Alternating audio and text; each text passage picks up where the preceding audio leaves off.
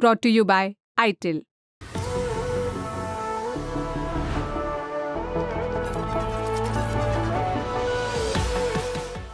भारत बांग्लादेश के बीच होने वाले टेस्ट के लिए ग्रीन पार्क स्टेडियम तैयार है, लेकिन क्या सच में?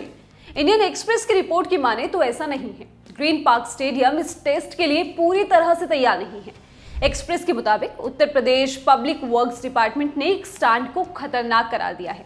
27 तारीख शुक्रवार से शुरू होने वाले इस टेस्ट के लिए दोनों टीम्स कानपुर पहुंच चुकी हैं, लेकिन स्टेडियम की तैयारी पर अब सवाल खड़े हो गए हैं।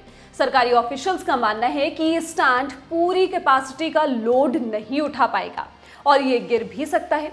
इसे देखते हुए बालकनी सी स्टैंड के आधे से भी कम टिकट बेचे जाएंगे। यूपीसीए के सीईओ अंकित चटर्जी ने इस बारे में एक्सप्रेस से कहा, पीडब्ल्यूडी ने कुछ समस्याएं बताई हैं और हमने इस बात पर सहमति जताई है कि हम बालकनी सी के सारे टिकट्स नहीं बेचेंगे। हमें स्टैंड के सिर्फ 1700 टिकट्स बेचने के लिए कहा गया है। इसकी कुल क्षमता 4800 की है। अगले कुछ दिन तक रिपेयर का काम चलता रहेगा। पीडब्ल्यूडी के मुताबिक अगर स्टेडियम के इस हिस्से में ठीक ठाक संख्या में लोग इकट्ठा हो गए तो बड़ा रिस्क होगा। मंगलवार 24 सितंबर को कई इंजीनियर्स के समूह ने बालकनी सी स्टैंड में लगभग 6 घंटे का समय बिताया था। उन्होंने यूपीसीए को ये स्टैंड बंद करने की चेतावनी दी है। एक्सप्रेस से बात करते हुए एक पीडब्ल्यूडी इंजीनियर ने कहा, अगर ऋषभ पंत के छक्के पर लोग उछलने लगे तो ये स्टैंड 50 लोगों का वजन भी नहीं संभाल पाएगा। स्टेडियम के इस हिस्से को रिपेयर की बहुत जरूरत है। एक्सप्रेस के मुताबिक शाम 5 बजे काम खत्म करके मजदूर वापस गए तो पीडब्ल्यूडी और यूपीसीए दोनों के ऑफिशियल्स के बीच सहमति बनी कि ये स्टैंड अपनी पूरी क्षमता का लोड नहीं ले पाएगा। ग्रीन पार्क स्टेडियम का मालिकाना हक यूपी सरकार के स्पोर्ट्स डिपार्टमेंट के पास है। हाल के सालों में यहाँ ज्यादा मैच नहीं हुए हैं। यूपी को मिलने वाले ज्यादातर मैच अब लखनऊ के नए बने भारत रत्न श्री अटल बिहारी वाजपेयी इकाना क्रिकेट स्टेडियम में होते हैं। यूपीसीए का काम भी अब इसी नए स्टेडियम से होता है। चटर्जी ने इस बारे में कहा, ये स्टेडियम सीधे यूपीसीए के अंडर नहीं है और हमारे पास मैच से पहले इसे तैयार करने के लिए 40 दिन की विंडो होती है।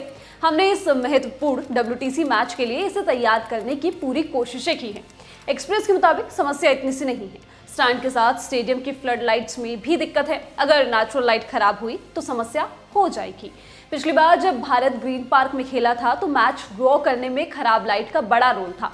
आखिरी विकेट के लिए रचन रविंद्र के साथ एजाज पटेल खेल रहे थे और खराब लाइट के चलते मैच वक्त से पहले रोकना पड़ा। इस टेस्ट को लगभग 3 साल हो चुके हैं, लेकिन अभी तक फ्लड लाइट्स ठीक नहीं हुई हैं। स्पोर्ट्स डिपार्टमेंट के एक अफसर ने इस पर कहा, वीआईपी पवेलियन के पास वाली फ्लड लाइट्स के 8 बल्ब सही से काम नहीं कर रही हैं।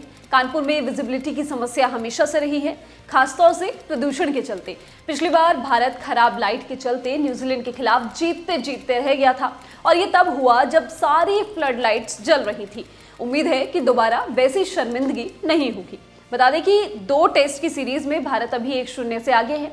इस सीरीज के बाद इन्हें 3 टेस्ट मैच की सीरीज में न्यूजीलैंड का सामना करना है। ये सीरीज भी भारत में ही खेली जाएगी। इस वीडियो में बस इतना ही। इस वीडियो के लिए स्क्रिप्टिंग की है सूरज ने। मैं हूं गरिमा। स्पोर्ट्स से जुड़ी खबरों के लिए आप लोग देखते रहिए ललन टॉप स्पोर्ट्स। शुक्रिया।